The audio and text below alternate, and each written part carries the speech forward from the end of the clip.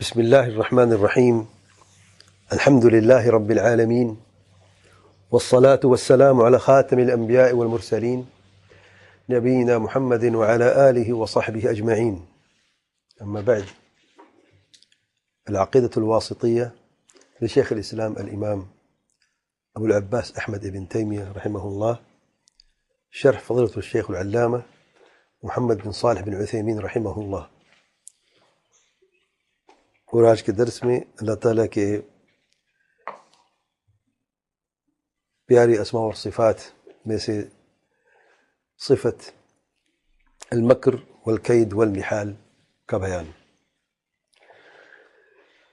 یہ تین صفات جو ملتی جلتی ہیں اور ان کا لفظی ترجمہ اس طریقے سے کرنا اللہ تعالیٰ کی صفات سے جوڑ کر درست نہیں ہے، الا کہ اس کی تفصیل بیان کی جائے، کیونکہ یہ تینوں صفات کا تعلق یا جو معنی ہے وہ دھوکے سے جڑا ہوا ہے.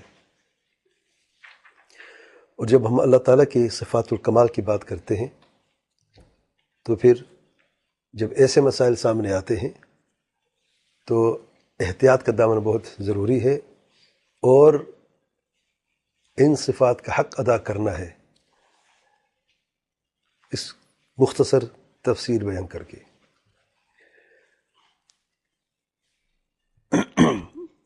یہ تین صفات ہیں شیخ الاسلام ابن تیمیہ رحمہ اللہ نے ایک ساتھ بیان کی ہے، اور شیخ ابن تیمیہ رحمہ اللہ فرماتے ہیں کہ مصنف رحمہ اللہ نے ان تین متقارب ملتی جلتی صفات کا بیان کیا ہے اور اس کے ثبوت کے لیے 4 آیات بیان کی ہیں. پہلی آیت محال کے تعلق سے ہے. اللہ تعالیٰ کا ارشاد ہے وَهُوَ شَدِيدُ الْمِحَال، سورۃ الرعد آیت نمبر 13 کی آیت کا یہ حصہ ہے. شدید المحال اس آیت میں شیخ صاحب فرماتے ہیں اس کے 2 معنی ہیں. پہلا معنی یہ ہے کہ شدید الاخذ بالقوہ، شدید الاخذ بالعقوبہ، شدید الاخذ بالعقوبہ، کہ اللہ تعالیٰ بڑی سختی سے پکڑتا ہے اور سزا دیتا ہے. سخت سزا اور سخت پکڑ کو بھی محال کہتے ہیں. اور یہ بھی کہا گیا ہے کہ محال بمعنی الحیلہ، حیلے سے کام لینا یا مکر سے کام لینا، یہ شدید المکر بھی کہا گیا ہے، یعنی حیلے سے اس کو لفظ کو لیا گیا ہے. اور اس معنی میں یا جو مکر یا حیلے کے جو معنی ہوتا ہے اس کا مطلب یہ ہوتا ہے کہ جب کوئی شخص کسی مخالف یا دشمن کو خفیہ طریقے سے نقصان پہنچاتا ہے. حیلہ کسے کہتے ہیں، مکر کسے کہتے ہیں؟ جب کوئی شخص اپنے مخالف یا اپنے دشمن کو خفیہ طریقے سے نقصان پہنچاتا ہے اسے حیلہ کہتے ہیں یا مکر بھی کہتے ہیں. اور یہ معنی ظاہر ہے کہ مصنف رحمہ اللہ نے اس سیاق اور سباق میں یعنی مکر اور قید کے ساتھ محال کو بھی بیان کیا ہے، تو یہی معنی انہوں نے لیا ہے. اور مکر کی تفسیر میں علماء کا یہ قول ہے کہ خفیہ اسباب یا خفیہ راستے اختیار کرنا اپنے مخالف کو نقصان پہنچانے کے لیے، یعنی جس سے اس کو گمان بھی نہ ہو، اس کو شعور بھی نہ ہو، پتہ بھی نہ ہو، ایسے خفیہ طریقے اور حربے استعمال کرنا. اور مکر اور فریب جو ہے یا یہ جو صفات ہیں یا یہ جو معنی ہے مکر کا، یہ بعض اوقات قابل مذمت ہوتا ہے اور بعض اوقات قابل تعریف ہوتا ہے. مدح بھی ہوتا ہے، مدح کے لیے بھی یا مذمت کے لیے بھی ہوتا ہے. اگر مکر کرنے والا کے مقابلے میں ہو، یعنی کوئی آپ سے مکر کرتا ہے، آپ اس کے مقابلے میں بھی وہی طریقہ اپناتے ہیں، تو یہ قابل تعریف ہے، کیونکہ اس کا مطلب ہے کہ آپ اس سے زیادہ طاقتور ہو. اور اگر اس کے علاوہ ہو، کوئی شخص خود ابتداءً یہ حربہ استعمال کرے، یہی طریقہ استعمال کرے، تو یہی قابل مذمت ہے، کیونکہ یہ خیانت سمجھا جاتا ہے. اس لیے اللہ تعالیٰ نے جب اپنی صفت بیان کی ہے تو صرف مقابلے اور قید کے ساتھ بیان کی ہے، جیسے کہ اللہ تعالیٰ کا ارشاد ہے وَمَكَرُوا مَكْرًا وَمَكَرْنَا مَكْرًا وَهُمْ لَا يَشْعُرُونَ. انہوں نے مکر کیا اور ہم نے بھی مکر کیا یہاں تک ان کو شعور تک نہ ہوا، جیسے کہ سورۃ النمل 50 میں نے بیان فرمایا ہے۔ دوسری آیت میں سورۃ انفال 30 میں اللہ تعالیٰ کا ارشاد ہے وَيَمْكُرُونَ وَيَمْكُرُ اللَّهُ، وہ مکر کرتے ہیں اور اللہ تعالیٰ بھی مکر کرتا ہے الی آخر الآیہ۔ شیخ صاحب فرماتے کہ مطلقاً اللہ تعالیٰ کے لیے یہ وصف درست نہیں ہے، اللہ تعالیٰ کا وصف مطلقاً اس صفت سے نہیں کیا جاتا، یہ نہیں کہا جاتا کہ اللہ تعالیٰ مکر کرنے والا ہے، خبر کے اعتبار سے بھی نہیں کہا جا سکتا اور نہ ہی نام کے اعتبار سے، یعنی کوئی خبر دیتے کہ اللہ تعالیٰ مکر کرتا ہے، کیونکہ اللہ نے فرمایا ہے وَيَمْكُرُونَ وَيَمْكُرُ اللَّهُ، وہ کہتے غلط ہے، آپ یہ خبر نہیں دے سکتے، کیونکہ یہاں پر تقابل میں ہے، وہ بھی ہاں جواب میں وہ مکر کرتا، اللہ تعالیٰ نے بھی مکر کیا ہے ان کے مکر کی وجہ سے، وہی راستہ وہی طریقہ اختیار کیا جو انہوں نے اختیار کیا ہے، ٹھیک ہے نا؟ تو خبر نہیں دے سکتے، کوئی شخص کہے کہ اللہ تعالیٰ مکر کرتا ہے، خبر جائز نہیں۔ اچھا کوئی کہے اللہ تعالیٰ کا نام ہے الماکر، تب بھی غلط ہے، نہ نام کے اعتبار سے اور نہ ہی خبر کے اعتبار سے جائز ہے۔ صفت جائز ہے بشرط یہ کہ مقابلے میں بھی ہو یا جواب میں یا اس قید کے ساتھ جیسے کہ بیان ہو رہا ہے، اس طریقے سے بیان کیا جائے۔ اسی طریقے سے قید کا یا قائد، مکر اور قید، القائد نہیں کہا جائے گا اور نہ ہی نام جو ہے اللہ تعالیٰ کا اس طریقے سے بیان کیا جائے گا۔ اور اللہ تعالیٰ کے ارشاد واللہ خیر الماکرین، سورۃ آل عمران آیت نمبر 54 میں، تو یہ کمال کے لیے بیان کیا ہے، یہ نہیں فرمایا کہ امکر الماکرین۔ دیکھیں فرق ہے، ایک ہے مکر کرنے والا، سب سے بڑا مکر کرنے والا ایک ہے السلام رحمۃ اللہ، اور واللہ خیر الماکرین، اللہ تعالیٰ خیر الماکرین ہے، دونوں میں فرق ہے۔ شیخ صاحب فرماتے ہیں، شیخ ابن عثیمین رحمہ اللہ، اللہ تعالیٰ کے مکر میں خیر ہی ہوتا ہے ہمیشہ۔ دیکھ مکر میں تو عام طور پہ خیر نہیں ہے، لیکن اگر کوئی مکر کرنے والا مکر کرے، خفیہ طریقے سے آپ کو نقصان پہنچانا چاہتا ہے، آپ نے وہی طریقہ اپنا کہ اسی کو نقصان پہنچا دیا، تو یہ قابل تعریف ہے کہ آپ اس مکر کرنے والے کے مکر کو سمجھ لیا ہے، جان بھی لیا ہے، اور اس کو اس کی سزا بھی دی ہے، کیونکہ ابتداء اس نے مکر کیا ہے، واضح ہے۔ اور اللہ تعالیٰ کے حق میں بھی اسی طریقے سے تفصیل ابھی آیت کی مختصر تفسیر میں بیان ہوگا انشاءاللہ کہ کس طریقے سے اللہ تعالیٰ کو پکڑا ہے، اسی طریقے سے جیسے کہ وہ خود چاہتے تھے نقصان پہنچانا اللہ تعالیٰ کے پیارے انبیاء علیہ السلام کو۔ اللہ تعالیٰ اپنے انبیاء کو محفوظ کر لیا ہے، اور وہی ہر وجہ انہوں نے استعمال کیا اپنے اللہ تعالیٰ کے انبیاء علیہ السلام پر، اللہ نے وہ اسی طریقے سے خفیہ طریقے سے ان کو سزا دی ہے اور سخت پکڑا ہے۔ تو کیا یہ قابل مذمت ہے، قابل تعریف ہے، قابل تعریف، اسی اللہ تعالیٰ کے صفات الکمال ہے، اور واللہ خیر الماکرین ہے، ٹھیک ہے نا؟ اچھا یہ کہا جا سکتا ہے کہ واللہ خیر الماکرین یا ماکر بالماکرین، تو اس طریقے سے درست ہے، اس لیے اللہ تعالیٰ نے فرمایا وَيَمْكُرُونَ وَيَمْكُرُ اللَّهُ۔ یہ پہلی آیت ہے شدید المحال۔ شدید المحال، محال کے دو معنی شیخ نے بیان کیے ہیں، ایک سخت پکڑ، السلام علیکم، ایک سخت پکڑنا، اور دوسرا جو ہے حیلے کا معنی بھی اس میں موجود ہے، اور دونوں میں سے جو شیخ ابن عثیمین رحمہ اللہ نے معنی بیان کیا ہے وہ یہی جس میں مکر اور حیلے کا معنی موجود ہے۔ دوسری آیت مکر کے تعلق سے جو شیخ الاسلام نے بیان کی ہے، اللہ تعالیٰ کا ارشاد ہے وَمَكَرُ اللَّهُ وَاللَّهُ خَيْرُ الْمَاكِرِينَ، سورۃ آل عمران نمبر 54۔ وَمَكَرُوا مَكْرًا وَمَكَرَ اللَّهُ، انہوں نے مکر کیا اور اللہ تعالیٰ نے بھی مکر کیا۔ وَمَكَرُوا وَمَكَرَ اللَّهُ وَاللَّهُ خَيْرُ الْمَاكِرِينَ، اللہ تعالیٰ مکر کرنے اور اللہ خیر الماکرین ہے۔ شیخ صاحب فرماتے ہیں آیت جو ہے عیسیٰ علیہ السلام پر نازل ہوئی جب یہودیوں نے مکر اور فریب سے کام لیا ہے انہیں قتل کرنے کے لیے، اور اللہ تعالیٰ کا مکر ان سے زیادہ بڑا اور عظیم تھا۔ ہوا کیا کہ اللہ تعالیٰ نے عیسیٰ علیہ السلام کو آسمان پہ اٹھا لیا جب یہودی قتل کرنے کے لیے عیسیٰ علیہ السلام کو وہ مکمل تیاری کر کے آئے تھے، تو اللہ تعالیٰ نے ان کے پہنچنے سے پہلے عیسیٰ علیہ السلام کو زندہ آسمان میں اٹھا لیا، اور جو قتل کرنے کے لیے سب سے پہلے اندر آیا اللہ تعالیٰ نے عیسیٰ السلام کی شکل اس پہ اوپر ڈال دی. تو یہودی نے کسے پکڑا؟ وہ جو قتل کرنے کے لیے آیا تھا، ٹھیک ہے نا، اسے پکڑ کے لے گئے اور اسے سولے پہ چڑھا دیا. اور شیخ فرماتے ہیں اس لیے یہودی نے اس کا قتل کر دیا ہے. اس کا مکر اور ان کا جو مکر و فریب تھا یہودیوں کا، انہیں پر واپس لوٹا ہے، اور سب سے زیادہ اس شخص پر جو سب سے آگے تھا. اسے اللہ تعالیٰ نے فرمایا ہے وَمَكَرُوا وَمَكَرَ اللَّهُ وَاللَّهُ خَيْرُ الْمَاكِرِينَ. تیسری آیت میں جو مکر میں ہے، شیخ صاحب فرماتے ہیں اسلام رحمہ اللہ تعالیٰ کا ارشاد ہے وَمَكَرُوا مَكْرًا وَمَكَرْنَا مَكْرًا وَهُمْ لَا يَشْعُرُونَ، سورۃ النمل آیت نمبر 50 میں.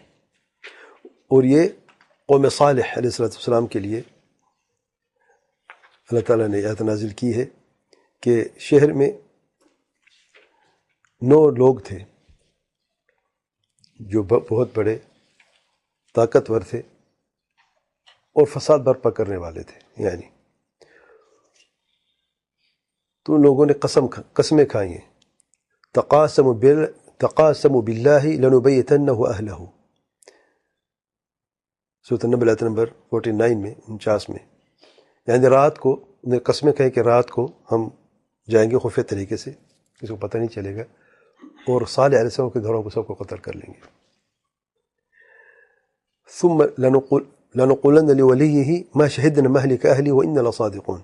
پھر ہم کہیں گے جو ان کے ہیں سارے دوست احباب جو ہیں کہ ہمیں پتہ نہیں کہ کسی نے قتل کیا ہے اور ہم سچے ہیں کہ معروف ہے نا قاتل فسادی، وہ تو ہم ان سے بری، ہم نے کچھ نہیں کیا ہے.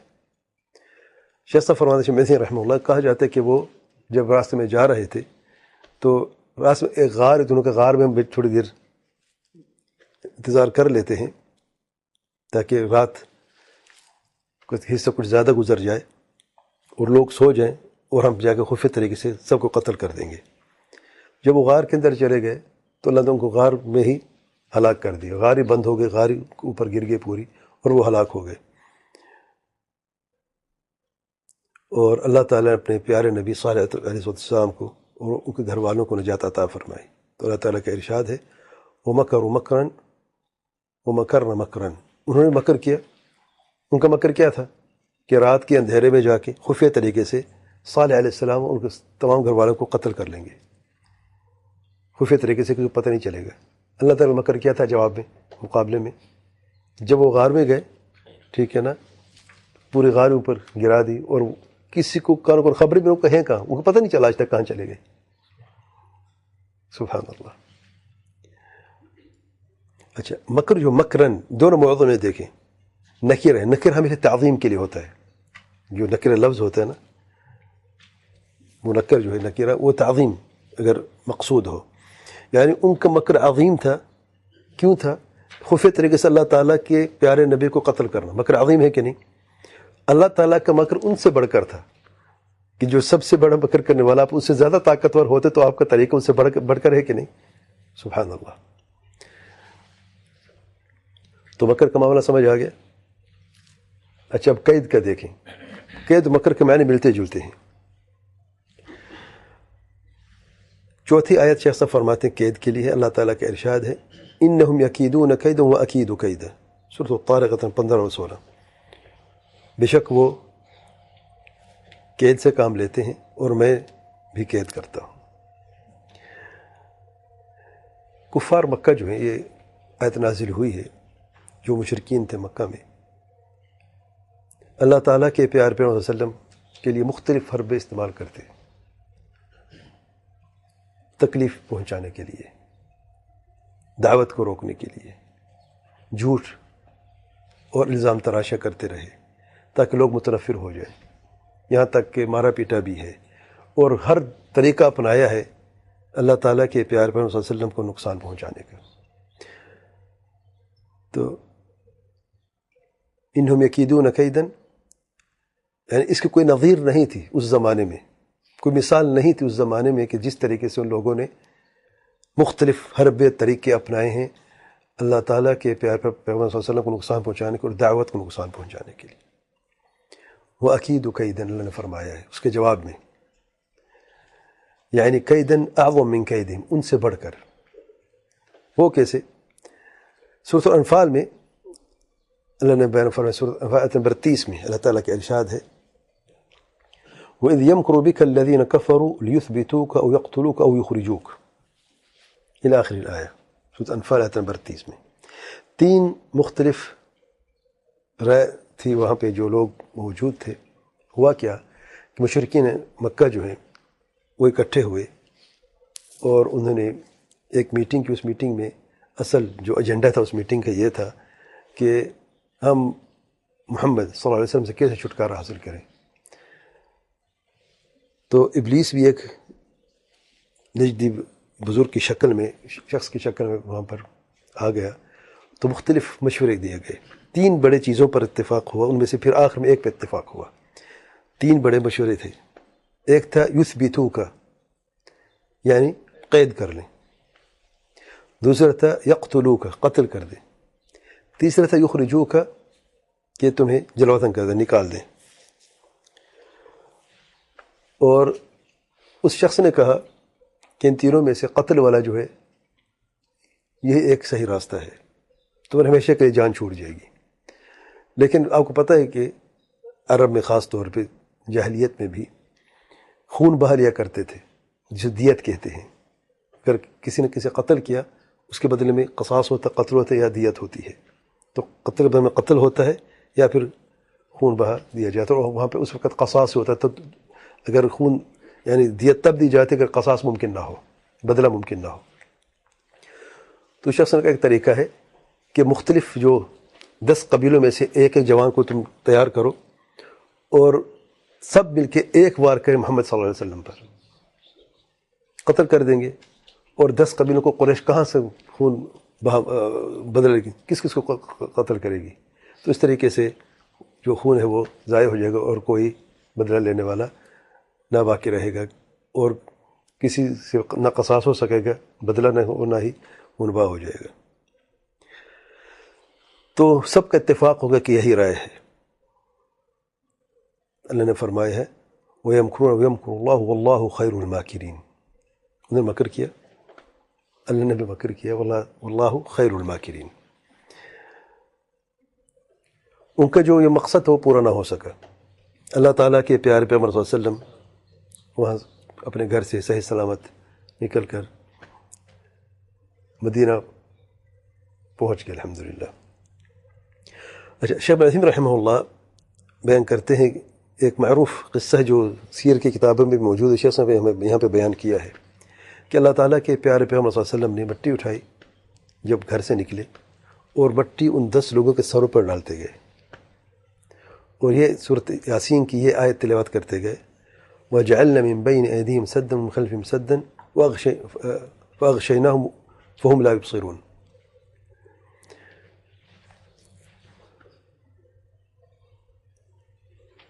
اچھا، یہ جو قصہ ہے یہ مرسل ہے، اسے محمد بن کعب القرظی نے روایت کیا ہے۔ آپ جانتے ہیں کہ مرسل جو ہے ضعیف روایت سمجھی جاتی ہے، یعنی مرسل وہ روایت، مرسل کون سی روایت ہے جس میں سند میں ایک کمی ہے، کس کی بیچ میں؟ صحابی نہ ہو، یعنی تابعی اللہ کے رسول صلی اللہ علیہ وسلم سے کوئی حدیث بیان کریں، چاہے قول ہو یا فعل ہو یا اقرار یا کوئی بھی۔ تو یہاں پر محمد بن کعب القرظی تابعین میں سے ہیں، یہ قصہ بیان کرتے ہیں، صحابی بیچ میں کوئی نہیں ہے، ٹھیک ہے نا؟ تو یہ مرسل ضعیف سمجھی جاتی ہے۔ لیکن جو صحیح وہ یہ ہے کہ اللہ تعالیٰ نے اپنے پیار پیغمبر صلی اللہ علیہ وسلم کو وہاں سے صحیح سلامت پہنچا دیا مدینہ میں، کوئی نقصان نہیں ہوا، اور جو کہ حربہ تھا، جو ہیلا تھا، ناکام ہو گیا۔ یہاں تک وہ 100 اونٹ کا جو قصہ ہے وہ بھی سچ ہے کہ 100 اونٹ جو ہے انہوں نے یعنی کیا کہتے ہیں اسے، ہیڈ منی جو ہے وہ رکھی تھی کہ جو بھی زندہ مردہ آپ صلی اللہ علیہ وسلم کو پکڑے گا تو اسے ہم 100 اونٹ دیں گے۔ یہ صحیح ہے، یعنی یہ حربہ بھی تھا۔ اب یہ دیکھیں کہ کوئی طریقہ نہیں چھوڑا، لیکن اللہ تعالیٰ کا جو طریقہ ہے وہ ان سب سے زیادہ طاقتور ثابت ہوا۔ واللہ خیر الماکرین، ان کا مکر و فریب رائے چلا گیا، جو طریقے انہوں نے جو ہیلے اپنائے تھے انہیں پر واپس لوٹے، اور اللہ تعالیٰ اپنے انبیاء علیہ السلام کو دشمنوں سے محفوظ فرمایا۔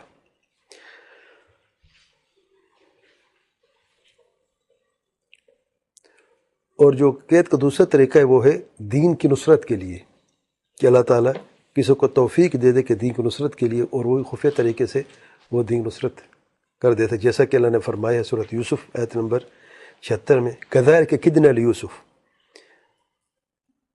یعنی عملنا عملا حصل به مقصوده دون ان يشعر به احد۔ یوسف علیہ السلام کی قصہ معروف ہے، جب بھائی گئے، اور وہ جو پورا قصہ ہے کس طریقے سے سوال ملک جو ہے، جس وہ بادشاہ کا جو برتن جس میں وہ اناج تولتے تھے سونے کا، اس میں ہیرے بھی لگے ہوئے تھے، کس طریقے سے یعنی خفیہ طریقے سے اپنے بھائیوں کے ایک یعنی ان کے سامان میں وہ بھی رکھ دیا، تاکہ اصل قصہ کیا تھا، اصل کہانی کیا تھی کہ بھائی جو ہیں ان کو پتہ چلے کہ ان سے غلطی ہوئی ہے، اللہ تعالیٰ پھر سے ان سب کو ملا دے تاکہ معاملات جو ہے وہ سارے درست ہو جائے۔ اور قصہ کا انتہا بھی آخر بھی اینڈ اسی طریقے سے ہوا، لیکن یہ سب ہونا تھا۔ یوسف علیہ السلام کیسے ان کو یعنی والد کا پوچھتے، کس طریقے سے وہ کرتے، تو پورا ایک طریقہ تھا۔ تو یہ طریقہ تھا کہ چوری کا الزام لگایا گیا ہے، ٹھیک ہے نا، کہ چوری ہو گئی ہے، ٹھیک ہے نا، ہاں۔ تو اصل میں یہ جو برتن تھا وہ رکھوایا گیا تھا، اور صرف اپنے بھائی کو جو یوسف علیہ السلام کا سکا بھائی تھا ان کو سمجھانے کے لیے اصل مسئلہ کیا ہے تاکہ معاملات جو ہے سیدھے۔ تو اللہ نے فرمایا ہے اس طریقے کو کذالک کدنا لیوسف، ہم نے یہ طریقہ جو ہے یوسف علیہ السلام کے لیے آسان کی میسر فرمایا ہے۔ اور یہ اللہ تعالیٰ کے فضل و کرم میں سے ہے کہ اللہ تعالیٰ کسی شخص کو اس کے دشمنوں سے اللہ تعالیٰ محفوظ کر دے اس طریقے سے، یعنی خفیہ طریقے سے۔ جو دشمن نقصان پہنچانا چاہتا ہے تو اللہ تعالیٰ بھی اسی طریقے سے بغیر کسی کے جانے، بغیر کسی سمجھے اپنے پیاروں کو اللہ تعالیٰ محفوظ کر دیتا ہے، اور جو دشمن ہیں، جو مخالفین ہیں، انہیں تکلیفیں پہنچتی ہیں اور ان کا مکر فریب ان پر واپس لوٹتا ہے۔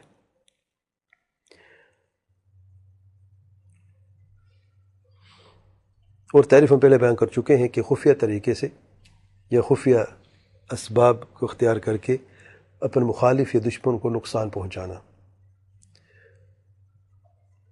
اگر یہ مقابلے میں جواب ہے تو قابل تعریف ہے، اور اگر جواب میں نہ ہو، ابتداءً کوئی کرے تو یہ قابل مذمت ہے، کیونکہ اس میں دھوکہ بھی ہے اور خیانت بھی ہے۔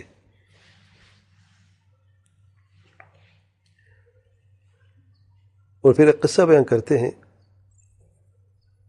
جو سلسلہ الضعیفہ میں موجود ہے، یعنی یہ بھی ضعیف کس طرح کہا جاتا ہے، اس لیے شیخ صاحب فرمائے وَيُذْكَرُ۔ علماء کی جو عبارتیں ذرا سمجھا کریں، اگر قیل و یذکر ہو، اسے کہتے ہیں صیغۃ التمریض۔ مریض کسے کہتے ہیں؟ مریض ہی ہوتا ہے نا۔ صیغۃ التمریض یعنی کمزور صیغہ ہے، کیونکہ مریض کمزور ہوتا ہے نا، اور کمزور ضعیف ہوتا ہے، ایسا نا۔ اگر کوئی عالم کوئی کہے کہ یذکر یا قیل کسی روایت کے تعلق سے، اسی صیغۃ التمریض کہتے ہیں، معنی اس میں کوئی ضعف ہے، اگرچہ وہ یہ نہ کہے کہ ضعیف ہے بعد میں، لیکن جو طلاب علم کو سمجھ آتی ہے کہ اصل مقصد کیا ہے شیخ صاحب، یعنی یہ کہا جاتا ہے، کہا گیا ہے۔ اور سیدنا علی بن ابی طالب رضی اللہ عنہ جب عمرو بن ود سے مقابلے کے لیے کھڑے ہوئے میدان جنگ میں، تو یعنی جنگ کی ابتدا میں بعض اوقات یہ ہوتا تھا، جسے معروف ہے جنگ بدر میں بھی 3 اس طرف سے آپ صلی اللہ علیہ وسلم کی طرف سے، اہل ایمان کی طرف سے، اور 3 جو ہیں مشرکین کی طرف سے، وہاں سے جنگ کی ابتدا ہوئی۔ ان میں سے جو جیتے گا جنگ تو وہی جیت جاتا ہے، کیونکہ مورل اسٹرانگ ہوتے ہیں جو پہلے یعنی ہاں جیت جاتے ہیں۔ تو عمرو بن ود کے مقابلہ جو سیدنا علی سے ہوا تو جنگ کا رخ مڑ جاتا ہے اس وقت، تو سیدنا علی نے قتل کیا۔ کہا جاتا ہے کہ کیسے قتل کیا، کہ جب وہ سامنے آتے تو علی نے کہا میں 1 اور تم 2 کا مقابلہ کروں گا میں، تو صرف پیچھے مڑ کو دیکھا تو ان کا سر قلم کر دیا، جب کہ پیچھے کوئی نہیں تھا۔ تو شیخ صاحب فرماتے ہیں یہ بھی مکر سے اور میدان جنگ میں یہ چیزیں جائز ہوتی ہیں۔ جنگ میں دھوکہ ہے، جیسے حدیث میں آیا ہے، حرب خود جسے کہا گیا ہے، تو اس اعتبار تو ٹھیک ہے، لیکن سند کے اعتبار سے یہ روایت جو ہے ضعیف ہے۔ لیکن کیا میدان جنگ میں جائز ہے کہ نہیں؟ جائز ہے، اس میں یعنی یہ عمل کرنے میں کوئی حرج نہیں ہے، لیکن کیا یہ ثابت ہے کہ نہیں، الگ بات ہے، سیدنا علی ماشاء اللہ معروف، وہ بہادری میں معروف ہے، اپنے زمانے کے سب سے بڑے بہادر سمجھے جاتے تھے سیدنا علی رضی اللہ عنہ، جب خلیفہ بھی تھے، اور خوارج کے جیسے انہوں نے مقابلہ کیا ہے، اور یعنی اپنے زمانے کے بدترین تھے خوارج جو ہیں، انہیں شکست دینا بہت بڑی یعنی جگر جیسے کہا جاتا ہے جگر کا کام اور بڑے کمال کا کام ہے، اور انہوں نے جو صحابہ موجود تھے سیدنا علی رضی اللہ عنہ نے ان کو لیڈ کیا، اور جنگ کون سی جنگ تھی؟ نہروان میں، جنگ نہروان میں وہ شکست تھی، اور یعنی کئی ہزاروں میں سے کئی ہزار قتل بھی ہے، اور ان میں سے بہت کم لوگ تھے جو بچ کے نکل گئے. تو سیدنا علی کی بہادری پر کوئی سوال نشان ہے ہی نہیں، سوال نہیں پیدا ہوتا، معروف ہے بہادری میں، اپنی طاقت میں الحمدللہ. لیکن کیا یہ ممکن ہے؟ ممکن تو ہے، کیونکہ یہ واقعہ جو ہے کیا واقعہ ممکن ہے، لیکن سند کے اعتبار سے ضعیف ہے. کیا وہ دھوکہ دے سکتے ہیں؟ جب ہے ہی جنگ، میدان جنگ میں تو ہوتا ہی دھوکہ ہے، اور کیا ہے؟ تو واقعے میں کوئی قباحت نہیں ہے، جائز ہے. سیدنا علی اگر یہ واقعہ یعنی صحیح ثابت نہ بھی ہو تو سیدنا علی کی بہادری کافی ہے اس کافر کو شکست دینے کو، ہلاک کرنے کے لیے. یعنی قابلیت ہے سیدنا علی میں الحمدللہ، اور دشمن کو شکست دینے کے لیے اگر یہ ہر بار نہ بھی استعمال کرے تب بھی کافی ہے. تو ہر اعتبار سے یعنی معاملہ جو ہے وہ درست ہے. اور پھر شیخ صاحب فرماتے استہزاء جو اللہ تعالیٰ کی صفت ہے، اللہ یستہزئ بہم، اللہ یستہزئ بہم، یہ سورہ بقرہ 15 میں آیا ہے. مذاق اڑاتے ہیں تو اللہ تعالیٰ جواب ان کا بھی مذاق اڑاتا ہے. تو یہ بھی اسی تقابل میں جائز ہے. پھر شیخ صاحب فرماتے ہیں شیخ ابن رحمہ اللہ، اہل سنت جماعت جو ہیں اللہ تعالیٰ کی یہ صفات انہی صحیح حقیقت معانی میں ثابت کرتے ہیں. اور اہل تحریف جو ہیں، اہل تعطیل تحریف جو ہیں، وہ یہ کہتے ہیں کہ اللہ تعالیٰ کے لیے صفات ہرگز جائز نہیں ہے، کیونکہ مکر اور فریب جو ہے وہ دھوکے میں آتا ہے، اللہ تعالیٰ اس سے پاک ہے. اور جو لفظ استعمال کر صرف لفظی کے اعتبار سے استعمال کہ حقیقتاً اللہ تعالیٰ مکر نہیں کرتا. جس کہ اللہ نے رضی اللہ عنہ ورضوا عنہ کہ اللہ کا راضی ہونا مخلوق کا راضی ہونے میں فرق ہے، تو اس اعتبار سے مکر میں بھی یہی معنی ہم لیں گے کہ اللہ تعالیٰ مکر نہیں کرتا. شیخ صاحب فرماتے ہیں رحمہ اللہ، ہم ان سے یہ کہتے ہیں هذا خلاف ظاہر النص وخلاف اجماع السلف. ایک ظاہر نص کے خلاف ہے، دوسرا اجماع السلف کے بھی خلاف ہے. پھر ایک شبہ کا ازالہ، وہ نوٹ کر، بہت اہم شبہ جس کا ازالہ ہے اور ایک علمی بات ہے. کہتے ہیں کہ اجماع کہاں پہ؟ یعنی ہمیں یہ بتائیں، یہ ثابت کر کے دیں کہ سیدنا ابوبکر نے، سیدنا عمر نے، سیدنا عثمان یا علی یا دیگر صحابہ نے وہ یہ کہتے ہیں کہ یہاں پر مکر، قید یا استہزاء یا دھوکے سے جو مراد جو ہے وہ حقیقتاً مراد ہے، صرف لفظی نہیں، حقیقتاً مراد ہے کہ اللہ تعالیٰ کی صفت ثابت ہے. جواب میں شیخ صاحب فرماتے ہیں کہ ہم ان سے کہتے ہیں انہوں نے قرآن مجید کی تلاوت کی ہے، پڑھا ہے، اور ایمان بھی لے کر آئے ہیں، اور جب ان سے کوئی بھی ایک لفظ اس کے خلاف ثابت نہیں ہے اور نہ ہی موجود ہے جو اس حقیقی معنی سے ہٹ کر کوئی اور معنی جو تم لوگ بتا صرف لفظی معنی مراد ہے، حقیقت کا معنی مراد نہیں ہے، تو وہ تمہیں ہمیں دکھاؤ. یعنی تم پر لازم ہے کہ جو اصل ظاہر معنی ہے اس سے ہٹ کر کوئی اور معنی لیا ہو. اگر کوئی اور معنی لیا ہوتا تو ضرور وہ کہتے، اور آج بھی کتابوں میں موجود ہوتا، محفوظ ہوتا، جیسے وہ دیگر اقوال اور افعال موجود ہیں. اس لیے ہم کہتے ہیں کہ اس میں اجماع ہے، کیونکہ خلاف الظاہر کسی کے بھی کوئی قول بھی موجود نہیں ہے.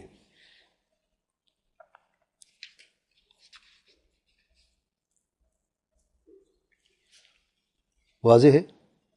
اگر کوئی شخص اللہ تعالیٰ کے اسماء و صفات میں یا جو ظاہر معنی اس سے ہٹ کر کوئی اور معنی بیان کر، جیسے اہل تعطیل اور اہل تحریف کرتے ہیں اور کہتے ہیں کہ ہمیں صحابہ سے ثابت کر، سلف سے ثابت کر کے دکھاؤ کہ انہوں نے یہ معنی لیا ہے. اللہ تعالیٰ کے دو ہاتھ ہیں، دکھاؤ. ابو بکر صدیق نے کہاں کہ اللہ تعالیٰ کے دو ہاتھ ہیں؟ دکھاؤ. یہ ہاتھ سے مراد جو ہے حقیقی ہاتھ ہے، آنکھ سے مراد حقیقی آنکھ ہے. یہ صفات جو مکر اور قید کی، جو استہزاء کی جو صفات ہیں، یہی معنی مراد لیا ہے حقیقتاً. یعنی ہم یہ لفظ دکھاؤ کہ ابو بکر صدیق نے کہا ہو یا صحابہ میں سے کسی نے کہا ہو کہ مکر و فریب سے یہاں پہ مراد حقیقی معنی ہے، یہ جملہ دکھا دو ہم ماننے کے لیے تیار ہیں۔ سوا میں ہم کہتے ہیں کہ یہ مخالف ہے نص کا جو ظاہر ہے اور اجماع السلف کا۔ آپ صرف ایک دو صحابی کی بات کرتے ہیں، ہم اجماع کی بات کرتے ہیں، کہتے ہیں اجماع کہاں سے آ گیا بھائی تمہارا؟ ہمیشہ یاد رکھیں جب بھی کوئی بات اپنے ظاہر سے الگ کوئی معنی مراد لیتا ہے اس کی وضاحت اس پر فرض ہوتی ہے۔ اگر ایک لفظ ایک جملہ ہے اس کے دو معنی ہیں، ایک بالکل واضح ہے دوسرا اس سے ہٹ کر ہے، دور کا معنی ہے، اگر آپ دور کے معنی سمجھا ہے اور ظاہر معنی جو قریب اس کو چھوڑ دیا ہے تو آپ پر واجب اس کو بیان کریں۔ اگر بیان نہیں کرتے تو اپنے کون سا معنی لیا ہے؟ جو واضح اور ظاہر وہی معنی لیا ہے نا۔ اگر صحابہ نے ان آیات سے کوئی اور معنی لیا ہوتا تو لازم ہے اس کو بیان کرتے اور محفوظ بھی ہو جاتا۔ جب ایک صحابی سے بھی ظاہر ثابت نہیں ہے کہ انہوں نے ان آیات سے کوئی اور معنی لیا ہو جو حقیقت جو ظاہر کے خلاف ہو، تو اس کا مطلب کیا ہوا؟ سب کا جو اجماع ہے کہ نہیں کہ سب نے ایک ہی معنی لیا ہے اور وہ وہی جو ظاہر اور حقیقی معنی ہے۔ جو معنی کہتے ہیں اب ہاتھ ہے، کہتے ہیں طاقت اور قدرت ہے، مثال کے طور پہ چھوٹی مثال دے تاکہ معاملہ آسان ہو جائے۔ رسول جماعت کا عقیدہ کیا ہے کہ اللہ تعالیٰ کے دو ہاتھ ہیں، جیسے کہ اللہ تعالیٰ کا شان حقیقی ہاتھ ہے اور ہاتھ کا معنی سب جانتے ہیں، ٹھیک ہے۔ اہل تعطیل کہتے ہیں، شاعر ماتریدیہ وغیرہ اور معتزلہ کہتے ہیں اللہ تعالیٰ کے حقیقی ہاتھ نہیں ہیں، ہاتھ سے مراد طاقت قدرت ہے۔ اچھا کیونکہ یہ لفظ کہاں سے طاقت و قدرت میں تم لوگوں نے کہاں سے لیا؟ کہتے ہیں عربی زبان میں ہاتھ طاقت قدرت کے لیے بھی استعمال ہوا ہے، یہ صحیح، عربی زبان میں طاقت قدرت کے لیے ہاتھ کو استعمال کیا گیا ہے، لیکن کیا طاقت اور قدرت کی جب ہم بات کرتے ہیں ہاتھ کا اصل معنی ختم ہو جاتا ہے؟ وہ اپنی جگہ پہ ہی اپنی جگہ پہ ہے۔ اچھا اور جب اللہ نے فرمایا کہ میرے دو ہاتھ ہیں، یہ سورۃ صاد 75 میں نے فرمایا ہے، ابلیس سے مخاطب ہو گیا کہ جسے میں نے دونوں ہاتھوں سے پیدا کیا، آدم علیہ السلام کو تم نے کیوں سجدہ نہیں کیا؟ تو دو ہاتھ ثابت ہو گئے۔ اگر یہاں پر اس آیت کریمہ میں ہاتھ کا معنی طاقت و قدرت ہوتا تو صحابہ نے جو سمجھا اسے بیان نہ کرتے کہ یہاں پر ہاتھ کا معنی طاقت و قدرت ہے، کیونکہ اصل معنی حقیقی ہاتھ سے الگ ہے۔ کیا خیال ہے؟ جب یہ آیت نازل ہوئی اور اللہ تعالیٰ کے پیار پیغمبر صلی اللہ علیہ وسلم نے صحابہ کرام کے سامنے آیت پڑھ کر سنائی، کہ کسی ایک صحابی نے بھی ایک مرتبہ سوال کیا کہ یہاں پر ہاتھ سے کیا مراد ہے، کیونکہ ہاتھ کا معنی طاقت اور قدرت بھی ہے؟ یہ سوال ہی کافی تھا۔ کس نے سوال کیا؟ نہیں کیا۔ کیوں نہیں کیا؟ کیونکہ ایک ہی معنی مراد تھا جو کہ حقیقی معنی ہے۔ دوسرا جواب، ایک تو معنی واضح ہو گیا نا، یعنی جو یہ کہتے کہ ہاتھ سے مراد طاقت و قدرت ہے ہمیں ایک صحابی سے دکھا دے، ہم کہتے تم ایک صحابی سے دکھا دو کہ کسی نے دوسرا معنی لیا جو تم سمجھتے ہو، کیونکہ اصل بات حقیقت پر واپس حقیقت پر کھڑی ہو جب تک کہ کوئی اور وجہ نہ ہو اسے اس حقیقت سے نکالنے کے لیے، دوسری وجہ تو ہے نہیں۔ اور پھر یہ بتائیں کہ اللہ تعالیٰ کی طاقت و قدرت کتنی ہے؟ دو ہیں۔ نعمتیں کتنی ہیں؟ طاقت قدرت، نعمت سے بھی ہاتھ کو معنی بیان کیا گیا ہے۔ دو طاقتیں ہیں، دو قدرتیں ہیں، دو نعمتیں ہیں، تو نہ لفظاً معنی درست ہے اور نہ جو آپ نے تعویل کر کے تحریف کر کے تعویل کے نام پر دوسرا معنی نہیں ہے وہ درست ہے۔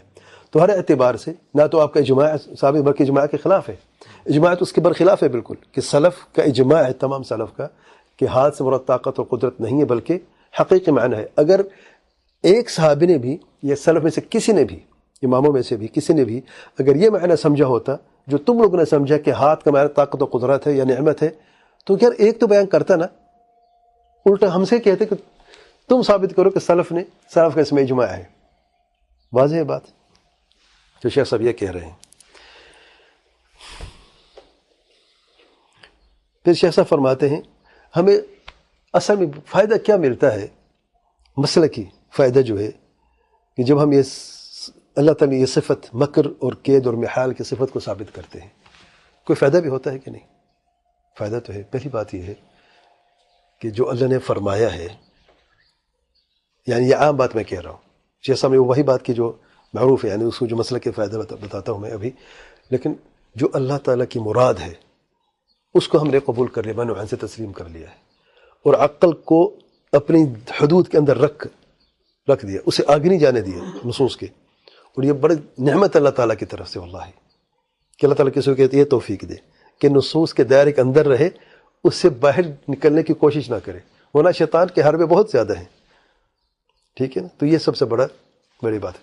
اچھا پھر یہ تمام صفات کے لیے. اچھا ان صفات کو ماننے سے ہمیں کیا فائدہ ہوتا ہے؟ دینی فائدہ کوئی ہے کہ نہیں؟ بھی اللہ تعالیٰ کا مراقبہ ہے. دیکھیں جب کوئی انسان گناہ کرنے کی کوشش کرتا ہے، یا اس کا دل کرتا ہے، یا اس کی شہوت غالب آ جاتی ہے اس پہ، تو اسے پتہ چلتا ہے کہ یہ جائز نہیں ہے. اچھا سوچتا ہے کوئی اور حربہ استعمال کر کے دیکھتا ہوں. جب اور حربے کا سوچتا ہے، خفیہ راستہ اختیار کروں تاکہ اپنی شہوت جو غالب شہوت ہے اسے میں پورا کر لوں، پتہ چلتا ہے کہ اللہ تعالیٰ بھی مکر کرتا ہے. میں خفیہ طریقے سے کچھ کروں گا تو اللہ تعالیٰ پکڑ بہت سخت ہے، محال بھی ہے، شدید المحال ہے، اور مکر کروں سے مکر بھی اللہ تعالیٰ کرتا ہے، خیر الماکرین بھی ہے. رک جائے گا کہ نہیں؟ تو ایک تو ظاہر جو ہے گناہ وہ بھی نہیں کرے گا، اور پھر خفیہ طریقہ بھی استعمال نہیں کرے گا، کوئی ہیلہ بھی استعمال نہیں کرے گا گناہ کرنے کا. تو فائدہ ہوا کہ نہ ہوا؟ فائدہ ہوا الحمدللہ. پھر شیخ صاحب نے 2 مثالیں دی ہیں کہ لوگوں نے کس طریقے سے ہیلے سے اور مکر اور فریب سے بعض گناہ کیے ہیں. ایک مثال ہے خرید و فروخت کے معاملے میں، اور دوسری ہے نکاح کے معاملے میں. خرید و فروخت کا معاملہ جو ہے وہ ہے بیع العینہ، نام تو نہیں لیا لیکن معنی وہی ہے. اور جو نکاح کی مثال ہے وہ ہے کون سا نکاح جو جس میں ہیلہ ہے؟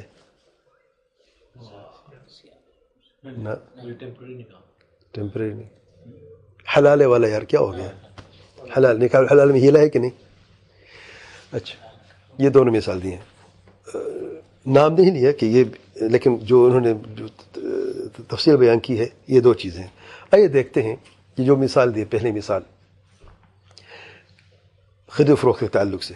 کسی شخص کو پیسوں کی ضرورت ہے، وہ کسی کے پاس جا کے کہتے ہیں مجھے قرض چاہیے، قرض اسے کوئی دیتا نہیں ہے. تو ایک شخص کہتا ہے ٹھیک ہے میں ایک کام کرتا ہوں، میں تمہیں ایک سودا دیتا ہوں، یہ سودا میں بیچتا ہوں تمہیں 1 سال تک مثال کے طور پہ اتنی قیمت پر طے ہو جاتا ہے. پھر میں تم سے یہ خرید لیتا ہوں کم قیمت پر، ابھی نقداً 12,000 کی گاڑی ہے، میں تمہیں دے رہا ہوں، 1 سال بعد مجھے تم 12,000 دینا. طے ہو گیا. جانے سے پہلے کہتا ٹھیک ہے یار ایک کام کرو، یہ گاڑی مجھے تم بیچو، میں تمہیں 10,000 بھی دیتا ہوں کیش میں. کہتا ہے ٹھیک ہے، 10,000 اسے دے دیا، گاڑی اپنی جگہ پہ کھڑی ہے. اسے کیا کہتے ہیں؟ بیع العینہ. عینہ کیا دیکھ حدیث میں کیا ہے؟ اذا تبايعتم بالعینہ وأخذتم أذناب البقر ورضيتم بالزرع وتركتم الجهاد سلط الله عليكم ذلا لا ينزعه حتى ترجعوا إلى دينكم.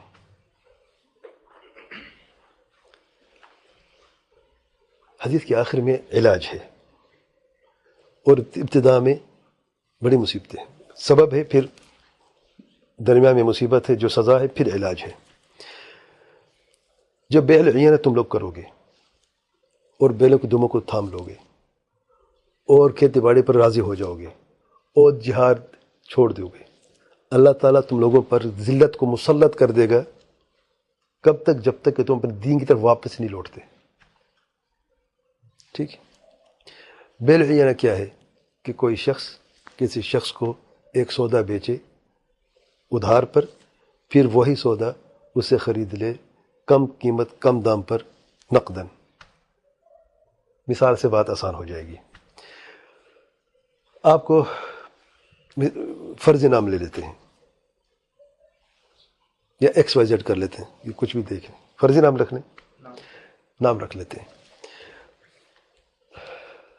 اصغر اور اکبر کی بات آسان ہو جائے گی. اصغر کو پیسے کی ضرورت ہے، ادھار کی ضرورت ہے، اکبر کے پاس جاتا ہے، اکبر کے پاس پیسہ ہے، اصغر چھوٹا اکبر بڑا، معنی سے بھی آسان ہو جائے گا. اکبر کہتے ہیں دیکھو بھائی پیسہ تو میرے پاس نہیں ہے، میں تمہیں ایسا تو نہیں دے سکتا میں پیسے، یعنی اگر کو 10,000 دوں گا واپس 10 لوں گا تو مجھے تو کوئی فائدہ نہیں ہونے والا. ایسا کرو میری گاڑی ہے، یہ گاڑی تم 12,000 کی لے لو. 1 سال بعد مجھے 12,000 دے دینا، جاؤ اسے گاڑی لے جاؤ، تمہاری مرضی ہے، مجھے 1 سال بعد 12,000 دینا، طے ہو گیا۔ پھر جب اٹھ کے کھڑا ہو جاتے جانے کے، تھے ایسے ایک کام کرو، تمہیں 10,000 چاہیے نا، چلو گاڑی مجھے دے دو، 10,000 تم لے لو، جیب سے 10,000 نکالتا ہے، اسے ہاتھ پکڑا دیتا ہے، اور 1 سال کے بعد وہ کتنا دے گا؟ 12,000۔ بیچ میں گاڑی کیا کر رہی ہے؟ فرضی ہے۔ اصل گاڑی نہ اس نے لینی ہے، وہ کس لیے گیا تھا اس کے پاس؟ اصغر اکبر کے پاس کیوں گیا تھا؟ گاڑی لینے کے لیے، پیسہ لینے کے لیے۔ پیسہ مل گیا اسے نا، پیسہ مل گیا اسے، کتنا ملا؟ 10، واپس کتنا کرے گا؟ 12۔ سود کیا ہوتا ہے؟ یہی ہوتا ہے۔ اور یہ پتہ ہے، یہ بدترین سود ربا جاہلیہ جسے کہتے ہیں، جاہلیت کے زمانے کا سود جو وہ یہی ہوتا تھا کہ کوئی کسی قرض دیتا تھا، اور وہ قرض جب مقرر مدت تک واپس نہیں ہوتا تھا تو اس میں اور مزید اسے بڑھا دیا جاتا تھا، وہ بڑھتا جاتا تھا یہاں تک کہ لوگوں کو غلام بنا دیا جاتا تھا، ان کی خرید و فروخت ہو جاتی تھی، نعوذ باللہ، یہاں تک الغرض۔ اس سے کہتے ہیں بیع العینہ، حیلہ ہے کہ نہیں؟ دیکھیں ابتدا عینہ سے ہوئی، انتہا ذلت۔ اور اللہ رحم کرے، ایک سوال کے جواب میں بھی دوں گا، میں سے ملتا جلتا، کہ بہت سارے بینکنگ سسٹم میں ایک تو سود پر قائم ہے تقریباً تمام بینکس جو ہیں، اور پھر شریعت کے نام پر بینکنگ سسٹم کو چلایا جا رہا ہے جبکہ شریعت سے اس کا تعلق ہے نہیں، اور حیل استعمال کیے رہے ہیں، مختلف حیلے استعمال کیے رہے ہیں، اور دھوکہ دہی سے کام لیا جا رہا ہے شریعت کے نام پر۔ چند مثالیں دوں گا میں آپ کو انشاءاللہ درس کے آخر میں، سوال جواب کی نشست میں۔ تو یہ ہے خرید و فروخت کے تعلق سے حیلے کا طریقہ جو ہے۔ نکاح کے تعلق سے جیسے میں نے کہا ہے، حلالہ کا نکاح کیا ہے؟ ایک شخص ہے اپنی بیوی کو طلاق دے دیتا ہے، عدت ختم ہو جاتی ہے، اور وہ اس کی تیسری طلاق ہوتی ہے، کیونکہ 3 طلاقوں کے بعد بیوی اس خاوند پر حرام ہو جاتی ہے جس نے اسے 3 طلاقیں دی ہیں، جب تک کہ وہ دوسرا نکاح نہیں کر لیتی، اور پھر اس کا دوسرا خاوند یعنی عدت کے بعد وہ پھر دوسرے خاوند سے نکاح کر لے گی، شادی کر لے گی، اس کو دوسرا خاوند پھر اسے طلاق دے دیتا ہے یا وہ مر جاتا ہے، پھر وہ پہلے خاوند کے لیے عدت کے بعد حلال ہو جاتی ہے۔ یہ طریقہ شرعن۔ حیلے میں کیا ہوتا ہے؟ ایک شخص نے بیوی کو 3 طلاقیں دے دی ہیں، یعنی تیسری طلاق اس کی ہو گئی ہے، عدت بھی ختم ہو گئی ہے، تو وہ بڑا پریشان ہے، اسے دوست کہتے ہیں یار مسئلہ نہیں، پریشان نہ ہو، میں نکاح کر لیتا ہوں اور پھر میں اسے طلاق دے دیتا ہوں نکاح کے بعد، اور تمہارے لیے حلال کر دیتا ہوں، عدت کے بعد تم نکاح کر لینا۔ ایک دوست کے لیے کرتا ہے، دوسرا پیسہ دے کے، جیسے کہتے ہیں التیس المستعار حدیث میں آیا ہے، کرائے کا سانڈ جو ہے، جی ہاں، کسی پیسے دے کے وہ کام کروا لیتے ہیں۔ اس میں حیلہ کہاں پہ؟ عدت کے بعد نکاح ہوا، صحیح غلط ہے؟ صحیح ہے۔ پھر دوسرے خاوند نے اسے طلاق دی، صحیح غلط ہے؟ طلاق دینا جائز ہے کہ نہیں؟ صحیح ہے۔ عدت کے بعد پھر پہلے خاوند کے پاس گئی، صحیح غلط ہے؟ تو پھر غلط کہاں ہے؟ نہیں، شرط تھی۔ ہاں دیکھو نا اس میں ہوتا کیا ہے، دیکھیں نا، نیت دل کا معاملہ، بندہ جان نیت پہ نہیں پکڑ ہوتی، کبھی یاد رکھیں، نیت کا پکڑ اللہ تعالیٰ پکڑتا ہے نیت پہ۔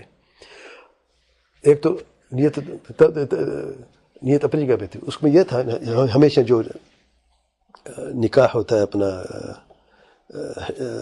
حلالے کا، اس میں یہ شرط ہوتی ہے کہ میں اس لیے شادی کر رہا ہوں تاکہ میں اسے طلاق دینا چاہتا ہوں تاکہ اس کے لیے حلال ہو جائے حقیقتاً۔ پھر اگر کوئی زبان سے نہ بھی کوئی نیت کی بات آتی ہے، لیکن اصل بات نیت کی حد تک نہیں ہے، وہ عمل پہ بھی آ گئے کہ اس نے اس لیے کرنا ہے، ٹھیک ہے نا۔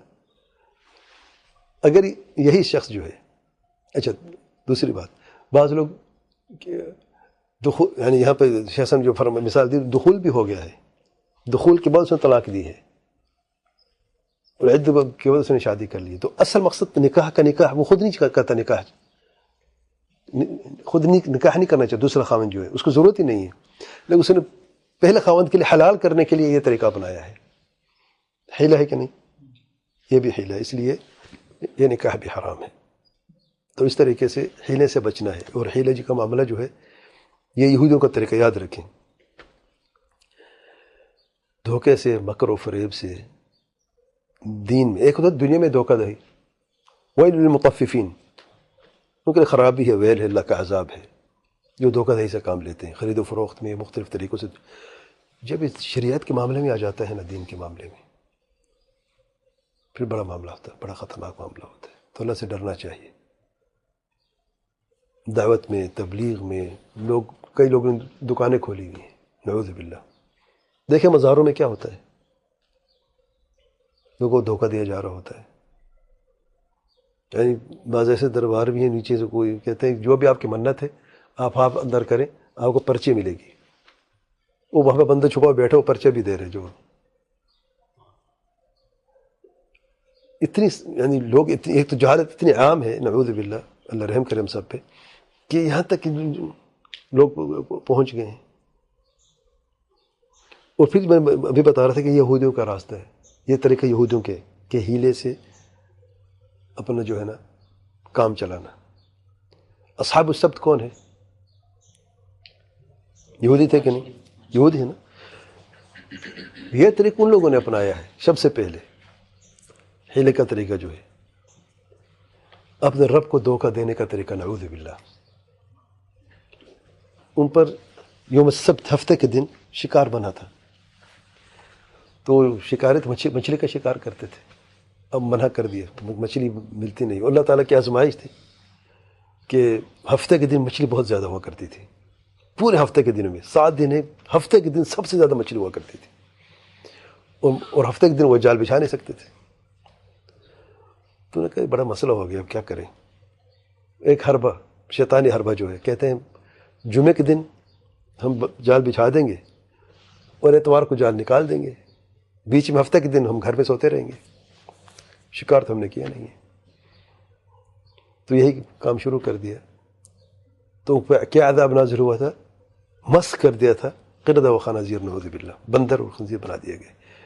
وجہ کیا ہے کہ ان لوگوں نے دیکھیں ایک حرام ہے، ہو جاتا ہے انسان سے، شہوت غالب ہوتی ہے، انسان حرام کھا لیتا ہے، انسان حرام کما لیتا ہے. زناکاری، بدکاری، سود وغیرہ، یہ سب محرمات ہیں، ان کا اپنا گناہ ہے. اگر ہیلے سے یہاں تک حرام تک پہنچ گیا، اس کا گناہ اس سے بڑھ کر ہے، اور اس کی پکڑ اس سے بڑھ کر ہے. دیکھیں گناہ انسان سے ہو جاتا ہے، توبہ بھی ہے نا. جب ہیلے سے انسان کام ہے، توبہ بھی اس پر مشکل ہو جاتی ہے کہ اس کو میں نے تو گناہ کیا نہیں ہے. جال میں نے بچھایا جمعے کے دن، نکالا میں نے اتوار کے دن، ہفتے میں نے کوئی کیا؟ کچھ بھی نہیں کیا میں نے. تو اللہ تعالیٰ نے مچھلی تو دی ان کو، روزگار بھی چلتا رہا، کھاتے بھی رہے، پیتے بھی رہے. لیکن جب اللہ کی پکڑ اور سزا ہوئی تو بہت سخت تھی، اور عبرت تھی سب کے لیے تا قیامت. دیکھیں آج ہم بھی قرآن میں پڑھتے ہیں، یہ قصہ محفوظ ہے کہ نہیں؟ اچھا، مذہب یہودی بھی جانتے ہیں ان کو کہ یہ ان کے بدترین لوگوں میں سے تھے. عجب ہے کہ بعض مسلمان یہ کام کرتے ہیں ہیلے سے. میرے بھائی، سب سے پہلے کہ گناہ نہ کرے، اللہ سے معافی مانگے، توبہ کرے گناہوں سے دوری کی، کہ اللہ تعالیٰ ہم سب کو محفوظ فرمائے. اگر کبھی گناہ ہو جائے تو گناہ ہو جاتے، اس کے لیے توبہ استغفار بھی ہے. کل ابن آدم خطاء وخیر الخطائین التوابون، خطا ہو جاتی ہے، گناہ ہو جاتا ہے. گناہ کرنے میں قباحت نہیں ہے، گناہ کرنے کے بعد اصرار کرنے میں، توبہ نہ کرنے میں قباحت ہے. خطا تو ہو جاتی ہے، خطا کرنے میں قباحت نہیں ہے. شہوت غالب ہو جاتی ہے، بعض اوقات انسان سے گناہ ہو جاتا ہے. لیکن اگر چور راستے سے، خفیہ طریقے سے رب کو دھوکہ دینا ہے اور گناہ کرنا ہے، اور خفیہ طریقے سے رب سے کوئی چھپا ہوا ہے کوئی چیز، رب سے کیا چھپا سکتے ہو؟ اس لیے ہیلے سے کبھی کام نہ لینا. یاد رکھیں واللہ پکڑ بہت سخت ہے ہیلے کی، چاہے دنیاوی معاملہ ہو، چاہے دینی معاملہ ہو، چاہے کچھ بھی ہو. یہ دنیا فانی ہے، ہم سب چھوڑ کے جائیں گے، خالی ہاتھ جائیں گے، کچھ ساتھ نہیں لے کے جائیں گے. اور موت سب کے قریب ہے، مقرر وقت کب کس کا کب ہے کوئی نہیں جانتا ہے. لیکن یہ یقینی بات ہے کہ موت سب کے قریب ہے. اس لیے اپنے آپ کو روزانہ پر محاسبہ کر کے سویا کرو کہ آج مجھ سے کیا کچھ ہوا ہے، اور اس سے توبہ کر کے سو جاؤ. کوئی گارنٹی کہ صبح آنکھ کھلتی کہ نہیں کھلتی ہے. اور خصوصی طور پہ جو ہیلوں والا معاملہ ہے اور دھوکہ دہی کا معاملہ ہے، اسے اپنے رب سے توبہ کرو اور استغفار کرو، اور ہمیشہ دعا کرو کہ اللہ تعالیٰ ہمیں یہ جو موذی طریقے اور یہ جو خطرناک طریقے، اللہ تعالیٰ ہم سب کو اسے محفوظ فرمائے. اللہ اعلم. سبحانک اللہم و بحمدک، اشہد ان لا الہ الا انت، استغفرک و اتوب الیک.